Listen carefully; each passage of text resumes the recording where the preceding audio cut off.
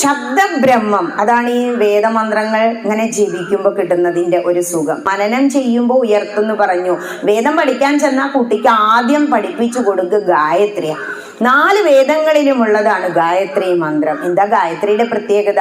ഗായന്തം ത്രായതേ ഇതി ഗായത്രി. ഗാനം ചെയ്യും തോറും നമ്മളെ ഉയർത്താൻ കഴിവുള്ളതാണ് ഗായത്രി മന്ത്രം.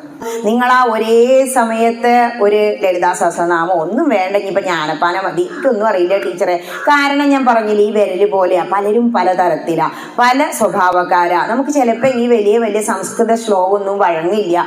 ഒന്നും വേണ്ട, ജ്ഞാനപ്പാന മതി. ഇനിയിപ്പോ ഹരിനാമകീർത്തനവും കഴിഞ്ഞാൽ രാമായണം വിശദമായിട്ട് എഴുത്തച്ഛൻ അതാ എഴുതി വെച്ചിരിക്കുന്നു. മുത്തശ്ശി എന്താ പറയാ? രാമായണം പട്ടിണിക്ക് ഇടരുത് കേട്ടോ. നമ്മുടെ തലമുറ എന്താ ചെയ്ത്? അയ്യോ ഒന്ന് അത് വാങ്ങന്നെ വേണ്ട, നല്ല പട്ടിണിയാവുള്ളൂ. മറ്റേതൊരു മതസ്ഥനും കൂടി ഇരിക്കുമ്പോൾ ആദ്യം അവരുടെ ഗ്രന്ഥ വാങ്ങുക. എത്ര കുട്ടികളുണ്ടോ, എത്ര വ്യക്തികളുണ്ടോ,